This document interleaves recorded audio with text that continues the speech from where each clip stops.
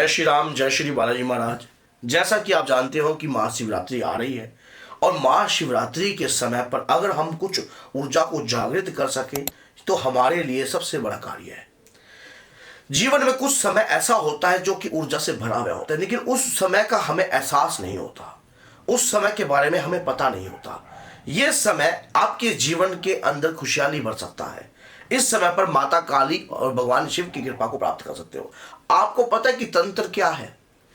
तंत्र भगवान शिव और माता का जो वार्तालाप है उसी को तंत्र कहते हैं।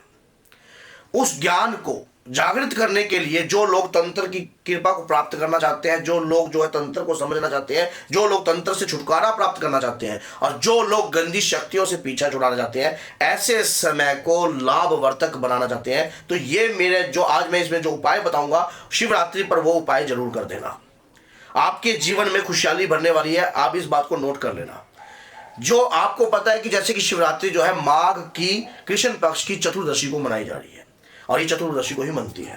तो इसमें क्या होता है कि ऐसे समय पर जो कि पता है कि अधेर पक्ष की जो है कृष्ण पक्ष की जो चतुर्दशी होती है, माँ काली का दिन होता है और भैरव का दिन होता है। तो ये समय पर भैरव बाबा की कृपा को प्राप्त कर सकते हो, माँ काली की साधना कर सकते हो, भगवान शिव के जो भिन्न भिन्न रूप है दादा वीर बजरंगी की साधना कर सकते हो। किसी भी शक्ति की साधना करने के लिए यह समय बहुत ज्यादा ऊर्जावान है। जिन बच्चों ने गुप्त नवरात्रि में पूजा करी है, उस गुप्त नवरात्रि का पूर्ण फल जो है, जैसे कि गुप्त नवरात्रि रात्रि, इसी प्रकार से शिवरात्रि, इस समय पर पूर्ण रूप से फल जो है प्राप्त किया जा सकता है। आपको क्या कार्य करना है? एक तेल का दीपक जो है माँ के आगे अर्पण कर देना है, अपने सरसों के तेल का। भैरव बाबा का भी कर रहे हो तो तब भी आप सरसों के तेल का ही दीपक अर्पण करना। और उस रात्रि पर बैठकर जो है आप हवन भी कर सकते हो। अगर आपको हवन का ज्ञान नहीं है तो दुर्गा सप्तशी का पाठ रात्रि में बैठकर आपको जरूर करना है। 101% आपको लाभ होगा। मैं लिख के दे सकता हूं, आपको 101% लाभ होगा। ऐसे समय पर ऊर्जा होती है वातावरण में, अद्भुत रहस्यमय ऊर्जा। भगवान शिव की 4 पैर की पूजा होती है। भगवान शिव का ध्यान कर कर, मार्कंडेय ऋषि को नमस्कार कर कर और यहाँ तक कि अपने गुरु को नमस्कार कर कर आप दुर्गा सप्तशी चंडी चरित्र का गुणगान करना शुरू कर दीजिए। आपके ऊपर किसी भी प्रकार की आघात करने की किसी ने कोशिश करी होगी, तंत्र करने की कोशिश करी होगी, मारण क्रिया करने की कोशिश करी होगी, कुछ भी अगर आपके ऊपर करने की कोशिश करी होगी, तब भी आपके ऊपर जो है 1% की आपकी हानि नहीं हो सकती, क्योंकि यह समय बहुत शक्तिशाली है। इस समय पर आप जो है एक जो है पाठ आप कंटिन्यू रखिए। उस पाठ से मैं तो कहता हूं आपको देवी कवच का पाठ करना चाहिए। अगर पूर्ण दुर्गा सप्तशी का पाठ आप नहीं कर सकते तो देवी कवच का पाठ करना शुरू कर दीजिए। देवी कवच का पाठ आपको देवी की कृपा को प्राप्त कराता है और आपके शरीर में देवी की कवच की ऊर्जा जो है उत्पन्न होने लगती है और साथ में शरीर के ऊपर जो है नेगेटिविटी नहीं रहती है। कोई भी नेगेटिविटी आपके ऊपर प्रभावशाली रूप में काम नहीं करती है। देवी कवच का पाठ आपका सिद्ध हो जाएगा रात्रि में, एक दिन में ही सिद्ध हो जाएगा, एक दिन में ही। और इस कवच का पाठ आप हर चतुर्दशी की रात्रि को कंटिन्यू कीजिए, कंटिन्यू रखिए। फिर देखना लोगों को पता भी नहीं आप कौन सी पूजा कर रहे हो और आपके शरीर का तेज जो है अलग लेवल पर होगा। तंत्र आपके सामने टिकेगा नहीं, क्योंकि आप देवी कवच का पाठ कर रहे हो। देवी कवच के पाठ के अंदर एक ऐसी बातें बताई गई हैं जिसे सुनकर भी आप हैरान हो जाओगे। स्वयं आप माँ को कह रहे हो कि हे मातेश्वरी, मेरे हाड़ को कीलिए, मेरे मांस को कीलिए, मेरी जिब्या को कीलिए, मेरी आंखों को कीलिए, मेरी नासिका को कीलिए, मेरे कानिका को कीलिए। मतलब हर चीज माँ की कृपा से आप कीलित कर रहे हो। देवी कवच का पाठ करने से आपके शरीर एक तो खिल जाएगा, दूसरा आप अपने बच्चे का शरीर भी खिल सकते हो। उस कवच का पाठ करते करते आप एक धागा तैयार कीजिए। धागा तैयार कर कर आपके घर में 2 बच्चे हैं, 3 बच्चे, आप अपने हस्बैंड के लिए भी कर सकती हो, उनके पैरों के लिए भी धागा बांध सकती हो, व्यापार के लिए भी धागा बना सकती हो। माँ के चरणों में आपने कैस जो है 5-5 गांठें काले रंग के धागे में लगाकर जो अखंड दीप का आपने दान किया है माँ के चरणों में रख देनी है।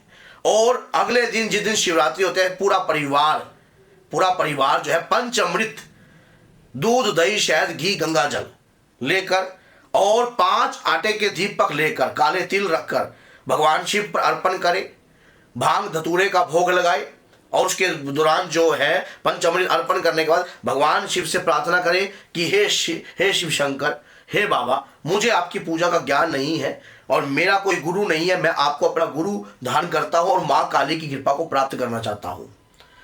आपको पता है कि जीवन में आप जब ऐसा कार्य करते हो, जाने अनजाने में भी, या आप अगर किसी को गुरु नहीं बनाना चाहते, हनुमान जी को भी आप बना सकते हो, आप जो है जावेद गुग्गा जी को भी बना सकते हो, बाबा गोरखनाथ जी को भी बना सकते हो, यहाँ तक कि आप बटुक भैरव को भी अपना जो है गुरु बना सकते हो। जिसके प्रति आपका भाव है कि ये मेरे गुरु बनने के लायक है, तो उन्हीं का भी आप बनाकर ये कार्य कर सकते हो। सिर्फ आप कोई तंत्र थोड़ा कर रहे हो, आप किसी के साथ गलत थोड़ा कर रहे हो, आप तो अपने परिवार की रक्षा के लिए रक्षा सूत्र तैयार कर रहे हो। रात्रि में ये देवी कवच का पाठ आपके परिवार की रक्षा करता है, आपके बच्चों की रक्षा करता है, और जो धागे अगले दिन शिवरात्रि के दिन जो है आप अपने बच्चों के गले में, हाथ में, पैर में, जहां भी आप बांधना चाहो बांध सकते हो। एक रात्रि और अनेक काम, माँ काली की कृपा से आप हो जाओगे। आपको मिलेगा माँ की काली की कृपा से हर कार्य में संभव होने का प्रयास। जो आप करते हो सफलता आपको ही कदम चूमेगी, आपकी तकदीरें बदलेंगी, आपके रास्ते खुलेंगे। क्योंकि ऐसे समय पर अधिकतर लोग जो हैं उन्हें पूजा करने का ज्ञान नहीं है, उन्हें पता नहीं है कि ऐसे समय पर दो शक्तियों की मिलन की रात्रि है। तो इस मिलन की रात्रि से तारकासुर राक्षस जो था मायावी था और बहुत ज़्यादा बलशाली था, और दो शक्तियों की मिलन से जो पुत्र प्राप्त हुआ उस पुत्र ने तारकासुर का नाश किया। तो आप सोच के देखना कि इस वक्त जो आप पाठ पूजा करते हो, पूरे शिव परिवार की कृपा, भगवान शिव के गणों की कृपा, यहाँ तक कि माता काली की यक्षिणी योगिनियों की कृपा आपको प्राप्त होती है, और हनुमान जी महाराज की कृपा भी आपको प्राप्त होती है। ऐसे समय पर बैठकर आप लोग सो रहे होंगे और आप देवी कवच का पाठ कर रहे होंगे। ऊंचे स्वर में पाठ को रखना, 1 पाठ, 2 पाठ, 3 पाठ, 4 पाठ, जितना भी आपका समर्थ है, या फिर दुर्गा सप्तशती का पूर्ण पाठ भी आप कर सकते हो। ये आपके ऊपर डिपेंड है। हमने तो आपको एक रास्ता दिखाया था, वो दिखा दिया कि ये समय खोने लायक नहीं है। शिवरात्रि का समय जो होता है गुप्त नवरात्रि के बराबर ही होता है। आप सोचते हो कि शिवरात्रि का समय जो है छोटा समय, ये गुप्त नवरात्रि जितना ही फल प्रदान करेगा आपको। इस वक्त जो है ये पूर्ण फल जो है, अभी पता है आपको, ये गुप्त नवरात्रि माघ की अभी टपी भी नहीं है, और सबसे बड़ी बात तो ये है कि ये चतुर्दशी पर ही पूर्ण होएगी। और इसके बाद देखना आपको फल क्यों नहीं प्राप्त होगा। आप करके देखो, आप इसको नोट कर लेना। जिस दिन आप ये पाठ पूजा कर रहे हो उस दिन नोट कर लेना, आज तारीख ये, दिनांक ये, उसके बाद आपके जीवन में क्या बदलाव आता है आप स्वयं फिर मुझे बताओगे। और वीडियो अच्छी लगती है तो लाइक कीजिए, चैनल को सब्सक्राइब कीजिए। जय सीताराम, जय माता दी।